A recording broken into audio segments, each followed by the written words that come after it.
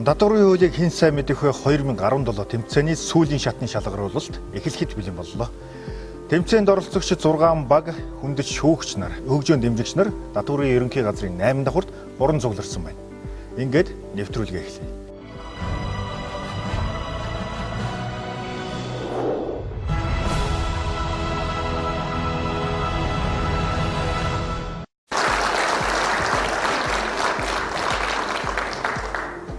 Энэ хэмжээний үеэр Дадварын албан хэдийсэн чухал арга хэмжээ зохион байгуулдаг. Хамгийн гол арга хэмжээний бол Дадварын хуулийн хэрэгжилтийг бүлээгдэлтэй сахин биелүүлж, улс орон нутгийн төсвийн орлогыг бүрдүүлж, томоохон хөрөнгөөр оруулсан шийдвэр татвар мэдрэштэй шагнаж оруулах ийм арга хэмжээ зохион байгуулдаг. Ихтэй сургуулиудын оюутнуудын дунд Дадварын хуулийг хэн сайн мэдэх вэ? Тэмцээн болоод тэмцээнээс зохион байгуулдаг. За энэ уламжлалтын тэмцээн бол 11 удаагийн тэмцээн болж байгаа. 11 удаагийн тэмцээнийг нэмэгдсэн үртгийн арга дотор хэн сайн инфляцийн сэдвээр зохион байгуулж байна. Тэгэхээр энэ удаагийн уртаа тэмцээнд оролцож байгаа 6 ихтэй сургуулийнхаа баг тамирчид бүгдээр амжилт хүсье. Эхний шатны тэмцээн маань мэдчилгээгээр үргэлжилж байна.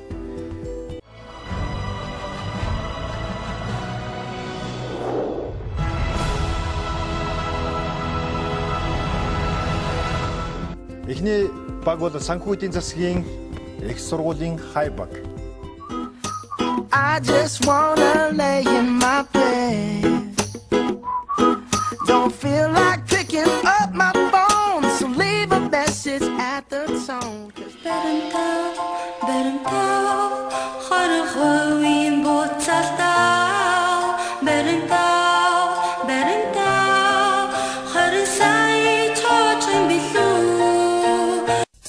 Нэрмэн хэлэхдээ хибэрэн толгоод нэмэж 10% албан татвар төлнө гэж тэгэхээр миний ханчи яашиг орхоо үсгийг хүсвэл 10% төлбөрийг бодож нүүтийн баримтаа олгоом.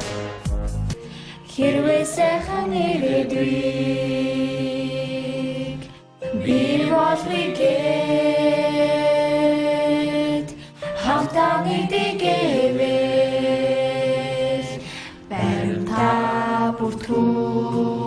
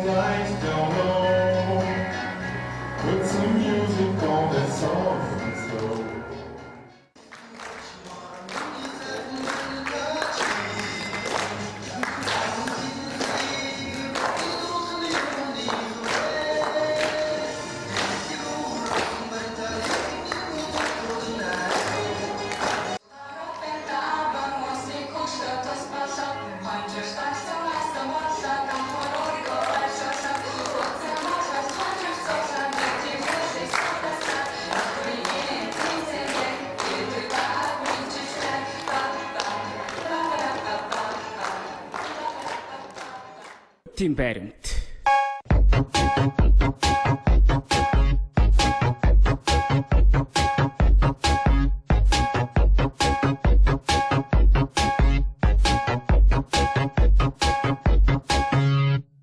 Тэжэрсэн хууль, түнд багтах нөт, буцаан олголтой нөт, ацсан суглаа, ацчих код. Нөтэ бара. Нөтөжил, нөтөлчгээ.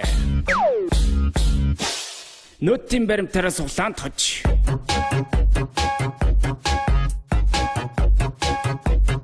Баримтаа аваад дацсан бол төгрөлийн цаг.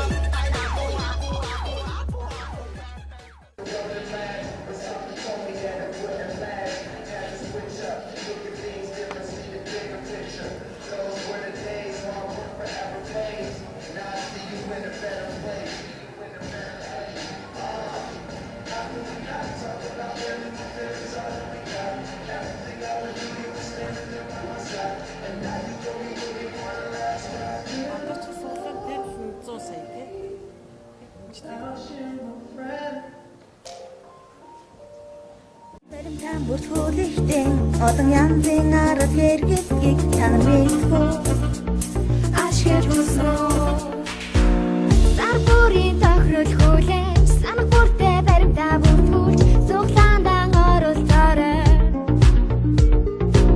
зүрх тармын суглааны тоо гарах бүртэн сэтгэл догдол God bless good luck to you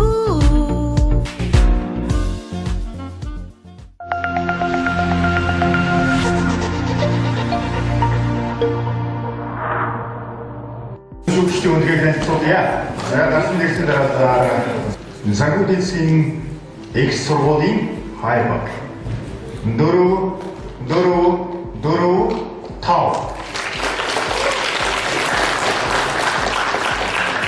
Мэргэд олон улсын эдийн засгийн бизнесийн дэд сургууль Мэргэнбаг 4-4-3-3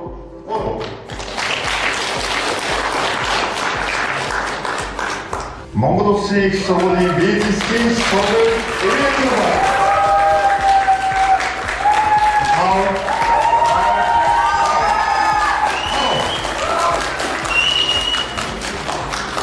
Мандах бүртгэл дэд сургууль Мандах 20 тал өгсөн шүүгчдийн үндэгээ.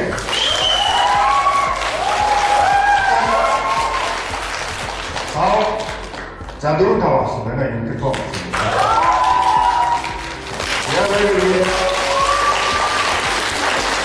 Үдээхэн их сургуулийн Sparkling Nibis шүүгчдийн үндэгийг сонирхъя. 4-4-4 Дараагийн байгуул Улаанбаатар Эрдэмик сургуулийн шинэ нэргүй.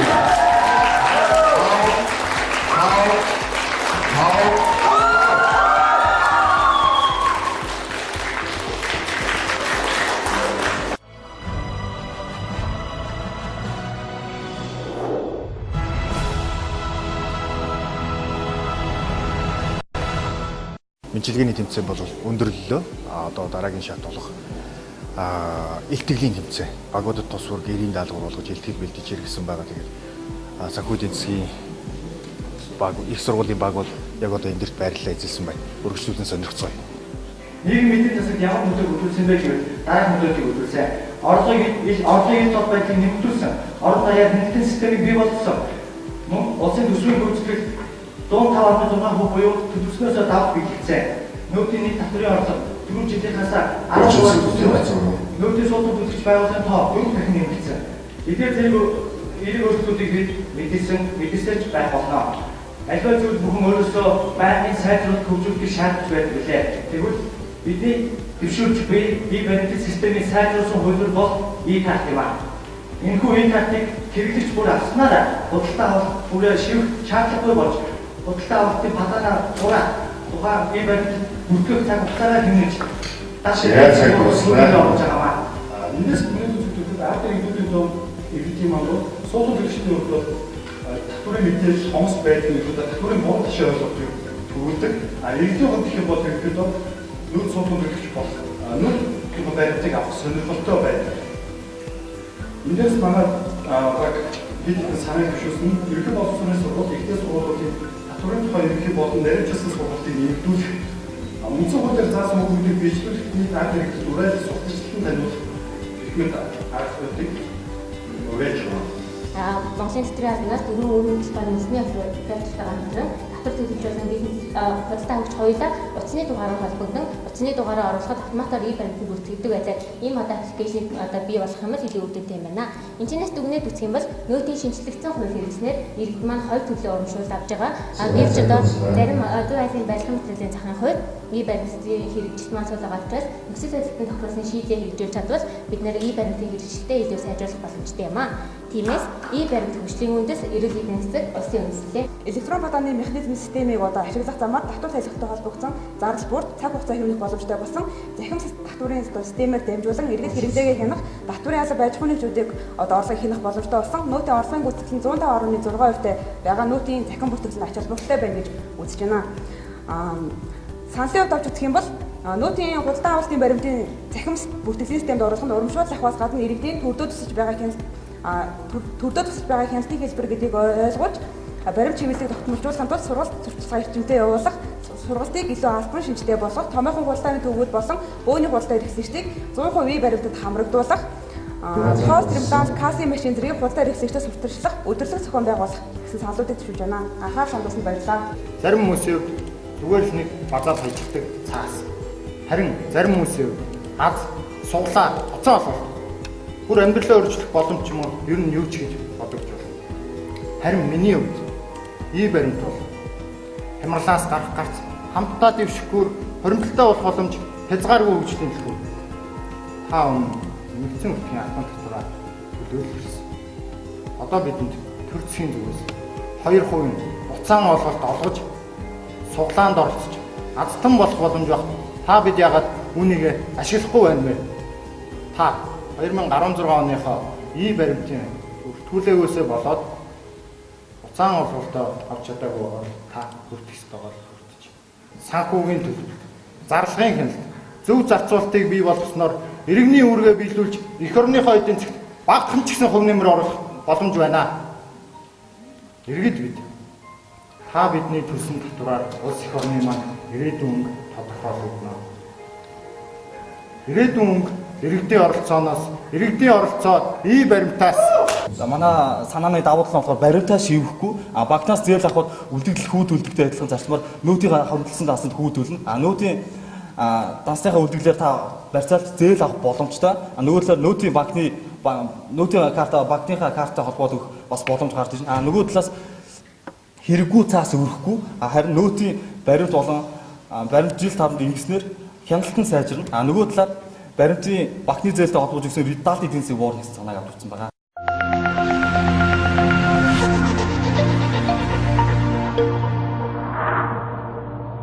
За баримт бидний амьдралд нөөтийн баримтыг хэрхэн үр дүнтэй ашиглах ба сэдвийг өгөөд тэрийн даалгаварт өгөөд 3 минутын хугацаа өгсөн байгаа. Багууд тус бүр 3 минутанд өөрсдийн санаа боломжуудаа илэрхийллээ.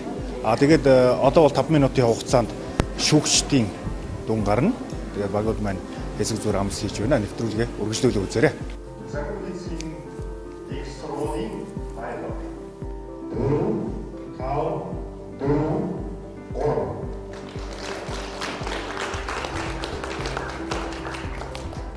Олон улсын эдийн бизнесийн дээд сургуулийн бэргэн баг.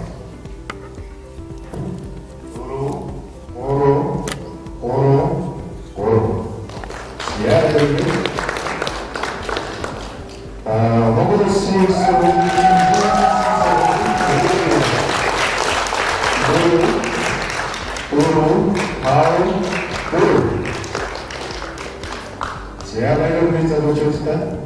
Зяадагийн болон мандат бүртгүүлсэн сургуулийн мандат хайрцаг.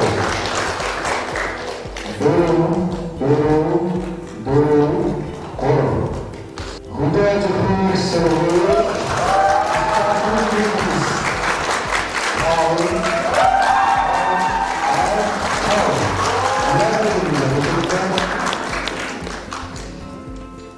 дараагийн бол Улаанбаатар экономик сургуулийн шинэ мэдлэг.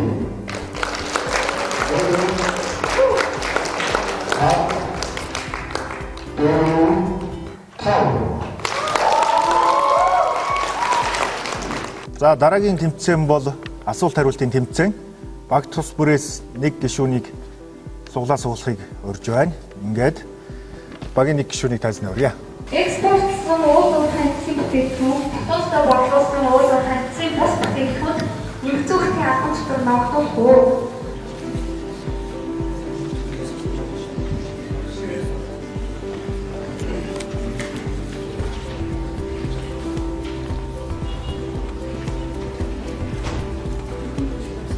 Экспортлсон уул уурхай эцсийн бүтээгдэхүүн нь тэг хувийн татвар ногддог байгаа.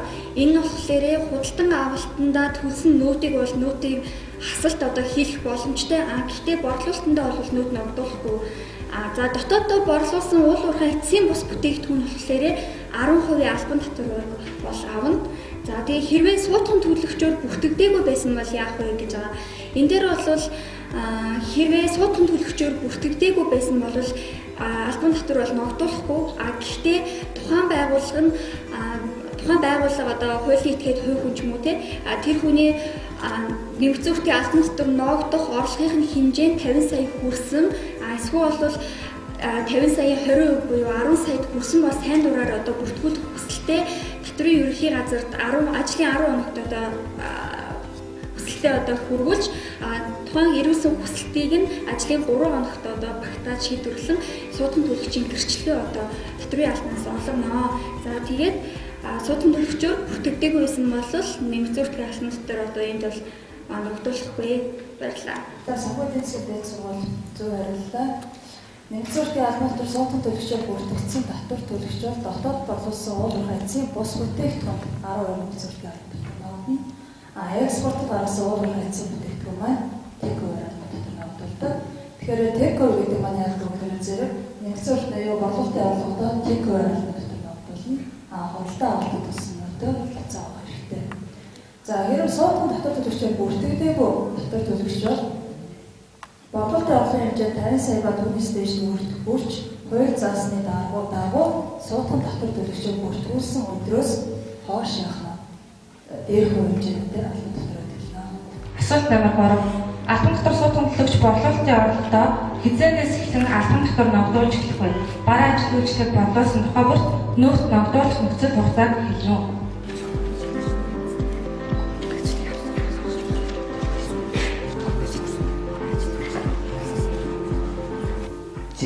Албан татвар суудхан төлөгч борлуулалтын орлогодоо хязгаарээс албан татвар ногдуулж эхлэх үе. За энэ нь болохоор татварын албанаас гэрчлэгийг олгосноор борлуулалтын албан татвар ногдуулж эхлэх гэж манай уугийнхан хэлсэн байгаа. За бараа ажил үйлчлэгийг борлуулсан тухай бүр нүүр ногдуулах нөхцөл хугацааг хэлнэ. За энэ төлбөрийг хүлээн авсан өдөр төлбөрийн баримт үйлдсэн өдөр төлбөрийг худалдаа авсан өдөр гэсэн 3 өдрийг. Тэгээд за энэ 3 өдрийн аль түрүүнд хийгдснээр бараа ажил үйлдэлийг болгох. За эцэг засгч албан татвар ногдуулж эхлэх вэ. Албан татвар суудхан төлөгчийн борлуулалтад албан татвар ногдуулах хугацаа дэжрэг нэмэгдсэн хүртээ албан татварын суудхан төлөгчийн гэрчлэгээ олгож эхэлсэн өдрөөс борлуулалтын орлого ногдож болно. За бараа ажил үйлчлэгээ борлуулсан тухайн мод албан татвар ногдуулах хугацаа маань болохоор зэрэг үндсэн 3 хугацны аль төрөл тэгсэн. Тэгтээ аль төрөл шийдсэн. Тэгэхээр зэрэг тухайн бараа ажил үйлчлэгээ борлуулалтын орлого хүлээн авсан өдөр вэ нөө бараа ажил үйлчлэгээ борлуулалт төлбөрөөр баримт өгүүлсэн өдөр вэ нөө нэг бол бараа ажил үйлчлэгээ худалдаа авсан өдөр вэ нөө энэ 3 өдрийн аль төрөл. За өөр бас нэг асуудал байгаа. Цахилгаан дулаан хий усан хангамжийг яах вэ гэдэг бас асуудал байгаа тийм. Хэрвээ цахилгаан дулаан хий усан хангамж шууд харилцаа өгөх байх юм бол тухайн дээр ногдуулах хугацаа яг төлбөрийн баримт үйлдсэн буюу төлбөрөө хүлээн авсан өдөр аль төлөвлөгдсөн. Өөр хэрвээ албан татвар суудхан төлөгчөөс хасагдсан хэрвээ татвар буцсан байх юм бол яадаг вэ? Өөр үлдээсэн бараанд нь албан татвар ногдуулах хугацаа тухайн бараа өөртөө үлдээсэн өдөр ногдуулж өгдөг тийм. Бараа импортоор орж ирсэн байвал хэзээ гайлын байгууллага мэдүүлсэн өдөр болно. Дөрөвдүгээр хавь заснаа төлбөрийн баримт гэж юу хэлэх вэ? За цагийг эхлүүлээ.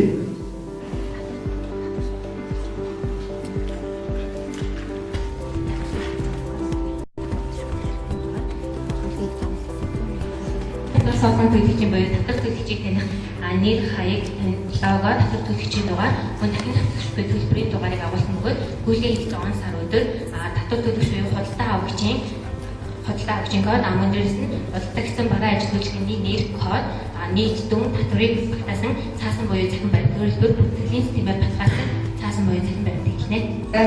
Төлбөрийн баримт төлбөрийг бэс тасалдаарсан байна. За нүдэнд хавьд заасны дараа төлбөрийн баримт гэдэг маань тухайн төлбөр компани хийсийг нотолон сахаг өдөр дахин давтагдчихгүй төлбөрийн дугаар бүхий нэгдсэн системээр баталгаажсан албан татвар суудхан төлөгч буюу худалдаа эрхлэгчийн танил нэмрийг нэр нүдийн хаяг татвар төлөгчийн дугаар худалдаа хийгдсэн бараа ажил үйлчилгээний нэр код тоо хэмжээ төлбөр тооцооны болон татварын дүн зэрэг мэдээллийг агуулсан зориултын product хөрөмжөөс гарсан хаасан болон цэхэн баримтыг хэлнэ гэсэн хариултаа. Зөв байна. За асуулт байна уу? Албан татвар төлөгчид хугацаа авалтын ахлах дөрөв ямар хүссэн шаардлагыг бүрэн хангасан байх ёстой вэ? За цагийг эхлүүлээ.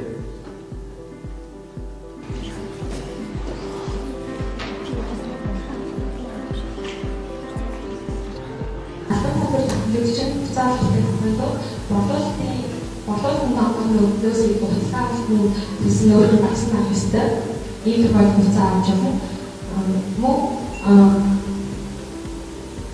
консулын газар буюу маа төлөвлөгчийн албаны болон ажлын хувийн хэмжээнд авсан дараагийн үйлчлэгийг төлөвлөлтөөр заавал буцаа авахтаа авсан байх ёстой. Буцаа авахтаа авах авдаг.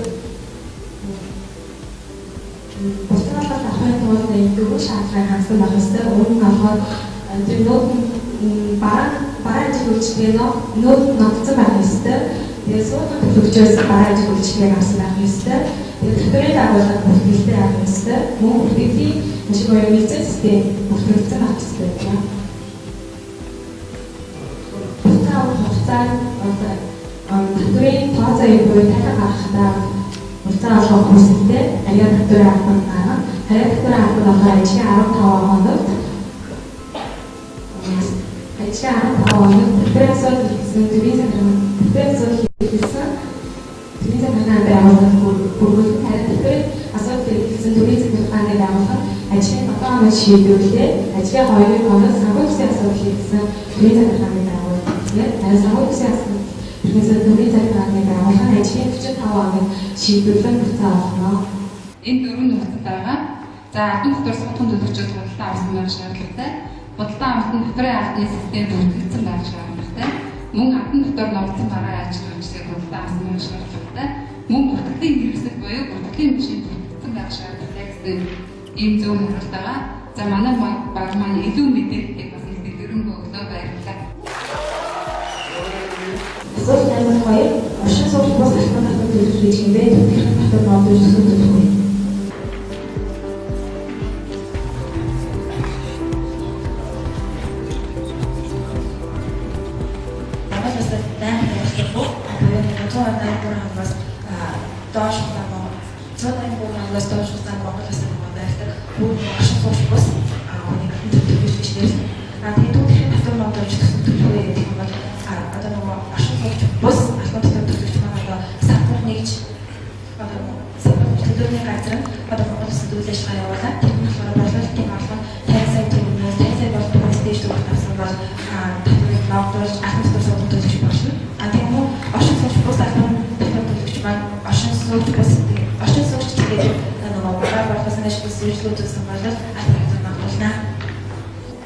Ажлын хэлбэрийн олон албан татврын үйлчлэлийн хувьд бол Монгол улсад байрладаг албан татвар төлөгч. Тэ? Ажлын хэлбэрийн олон албан татврын хувьд Монгол улсад байрладаг гэж хоёр хэлдэг. Үүний байрладаг албан татвар төлөгч байдаг. Хуулийн олон албан татврын хувьд болохоор зэрэг зааснаар 183 ба түүнээс доош хоног Монгол улсад барьсан байх юм бол түүнийг оршин суугч бус этгээд гэж нэрлэдэг. За оршин суугч бус этгээд Монгол улсын одоо оршин суугч этгээдэр бараа бондол ажил үйлчлэгээ үзүүлээд ажил гүйцэтгээд үйлчлэгээ үзүүлсэн байх юм бол татврыг хэрхэн ногдуулна гэхээр зэрэг суудхан татвар төлөгчийн зарчмаар ногдуулж өгнө л гэж байна. Тэгэхээр зэрэг энийг сайн ногдуулсан юу гэж хэлж байна? Төлөөний газар бол төлөөний газраар дамжуулан үйл ажиллагаа явуулж байгаа аж ахуйн нэгжид бол Монгол улсад бүртгүүлээд үйл ажиллагаа явуулаад байна. Оршин суугч бус гэдэг маань болохоор зэрэг Монгол улсад үйл ажиллагаа хуулийн этгээд байгууллагуудаар тий одоо гадаадаас шууд Монгол улсын нутаг дэвсгэр дээр байгаа аж ахуйн нэгжүүдэд үйлчлэгээ үзүүлчихсэн, бараа борлуулчихсан, ажил гүйцэтгсэн тохиолдолд яаж татврыг ногдуулах вэ гэдэг нь болохоор ерөнхийдөө суудхан орчныг зөвлөж гэсэн. Нүүдийн хууль заснаар Нэмтүүрийн албан татврыг хадаа гэж хэлэх байна.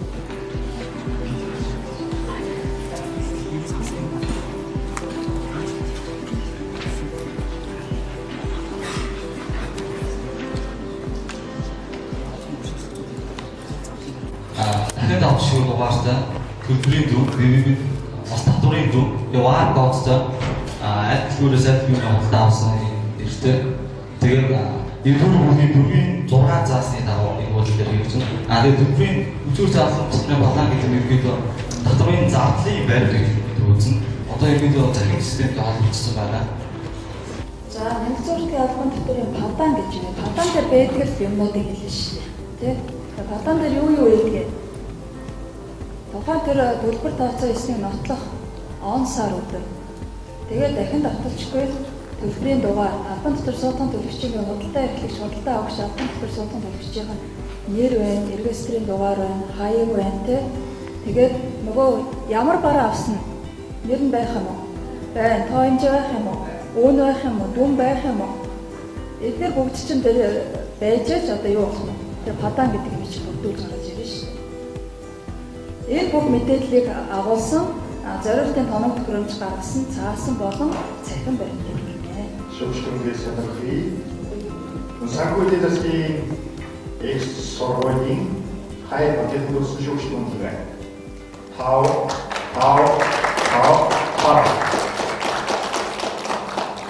Боловсролын засаг бензин дээд сургуулийн мегбаг 4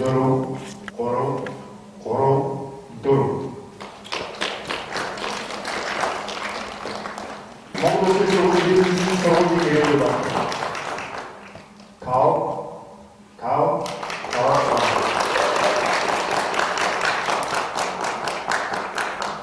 Мандах хүртэл дээд сургуулийн мандах 25 баг.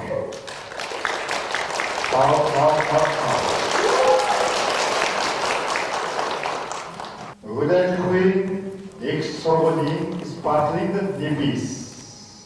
Дөрөв. Улаанбаатар их сургуулийн шинээр дөрвийн баг төгссөн шүүгчдийн үнэлгээ 5 3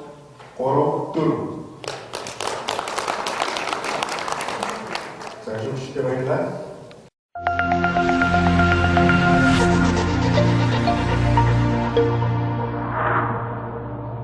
Татврын хуулийг хэн сайн мэдэх вэ 2017 тэмцээн маань үргэлжилсээр байна.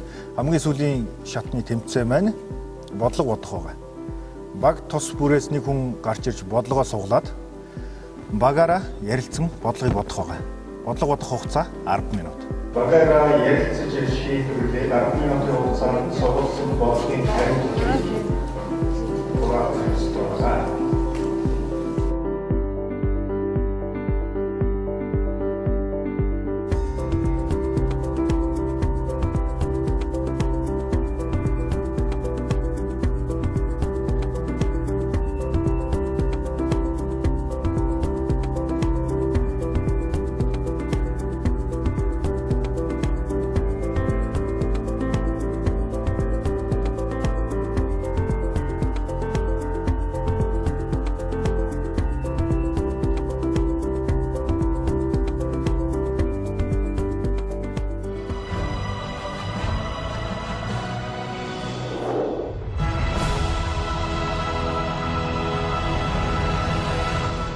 За Улаанбаатар эрдэм их сургууль маань жоохон буруу утсан байна. Энэ Эмпертор үйлдвэрлэлийн тоног төхөөрөмж оруулж ирдэг, мөн үйлдвэрлэлийн тоног төхөөрөмж үйлдвэрлэл эрхэлдэг компани.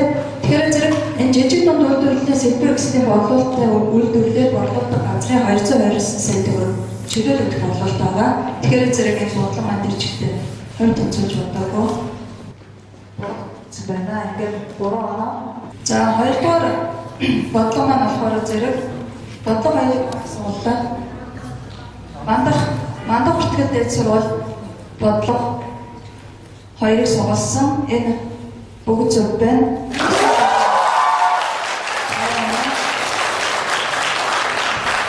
За гуравдугаар бодлогыг санхүү эдийн засгийн дээд сургууль сугалсан байна. Санхүү эдийн засгийн дээд сургууль алт чөлөөлөгдөн 2 сая төгрөгийн зэсийн бодлуулалт бол тэг хувьтай гэдэг бүгд зөв бодсон байна. Тэгээд хувь тэнцвэрлэхдээ арай алдаа гарсан байна. Энэ дээр тэгээд 4 оноо. За дөрөвдүгээр бодлогыг Монгол Улсын их сургууль сугалсан байна. Монгол Улсын их сургууль бүгдийн зөв 7.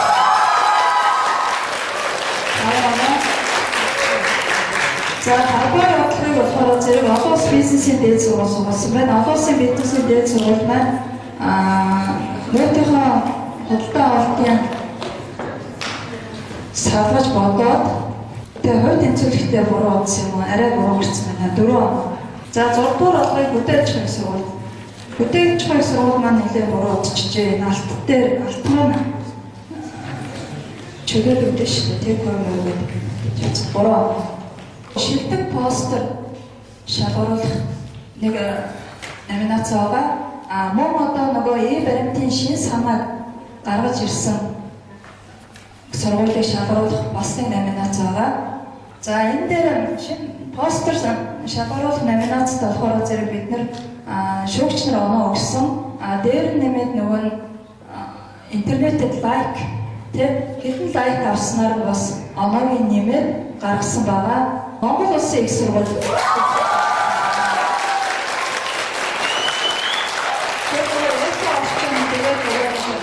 Бороо орж байгаа тэр их айтайхан тийм постэр байсан. За шин санааны хувьд бол гаргаж ирж байгаа санаа ерөнхийдөө одоо энэ хууль маань хэрэгжээд, баримт гэдэг маань хэрэгжээд одоо жил гаруй хугацаа өнгөрч байна. Энэ жил гаруй хугацаанд мэдээж хэрэг нэлээд дотор ерөнхий газраас ажлууд хийгдсэн байгаа.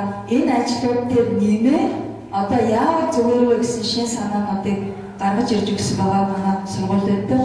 За оюутнууд маань бол нэлээд айтайхан санаанууд гаргаж ирсэн байсан. Аль нь илүү зүгээр цоо шин санаа вэ гэдгээс бүгд бид ярилцаа. Тэр Улаанбаатар эрдэм их сургууль.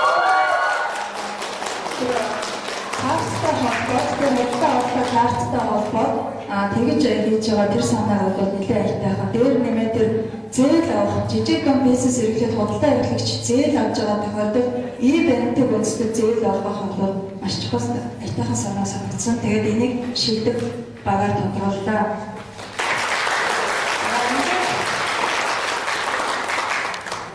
За ингээд багуудын үйл ажиллагаа багаар ажиллах чадвар дээр нэмээд удирдах чадвар багш нарын хийж байгаа ажил удирдах байгаа зохион байгуулж байгаа энэ бүх үйл ажиллагаанд манай дотор мэргэсэн зөвлөх нийгэмлэг манай найруулагч энэ төр бүгд хамт багаар ажиллаж ингээд явсан байгаа. За ингээд шилдэг нэг багшийг шалгаруулсан. Энэ багт бид нар найруулагч болон одоо дотор мэргэсэн зөвлөх нийгэмлэгийн багуудын саналыг үндэслээд хөдөө аж ахуйн сургуулийн багш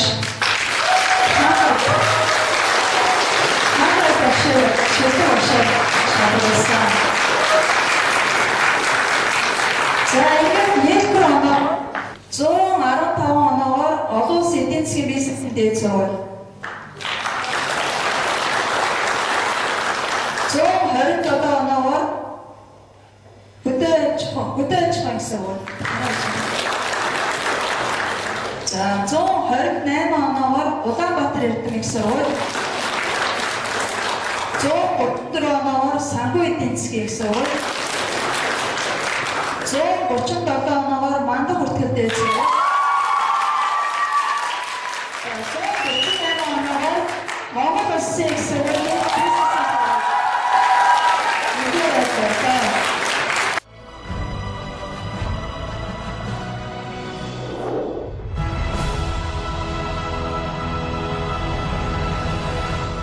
Монгол улсын их сургуулийн ирээдүй баг.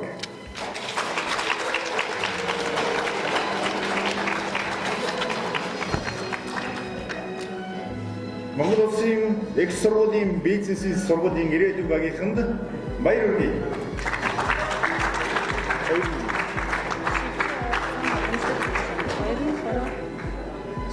Тэгээд баримтын хэрэгжлийн талаар өөртөө илүү сайн мэдээлэлтэй олж хүмүүст ч ихсэн одоо танилцуулахад тодорхой хэмжээний мэдлэгийг хөндлөж чадсан.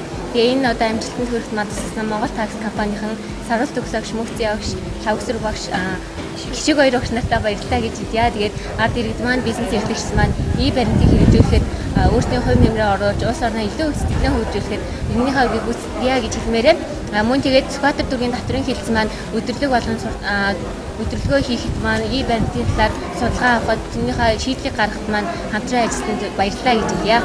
Оюутнуудаас маань хамгийн их багаар ажиллах чадварыг, мэдлэгийг, ур чадварыг одоо шавхсан одоо өргөн хүрээтэй тэмцээн болж зохион байгуулж өгсөн татврын ерөнхий газар болон татварын мэрэгсэн зөвлөхүүдийн нийгэмлэг, за мөн хамтран ажилласан нийслэлийн татварын ерхий газрууд татварын мэрэгсэн зөвлөхүүдийн компани бол Монгол такс компанидаа бас баярлалаа гэж хэлмээр байна. Ирээдүйн багтай хамтран ажилласан Монгол такс ТМЗ хувьцат компани төлөөлөгчид өрж байна тайзнаа.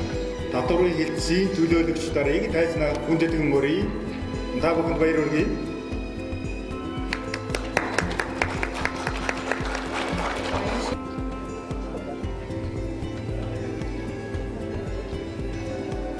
Улаанбаатар эрдэмтэн их сургуулийн шинэ ирээдүйн багийнханд баяр хүргэе. Өнөөдөр татварын сүүлгийн тэмцээнд ороод сүүлгийн шатанд ороод шилдэг санаа гэсэн багийг шилдэг өрөмжлөл гэсэн шилдэг санааны өрөмжлөлийг авлаа. Шангилыг 500 мянган төгрөгтэй хамтарч авлаа. Энэ тэмцээнд тусалсан татварын ABC финансийн татварын мэрэгсэн зөвлөх ахта маш их баярлаа.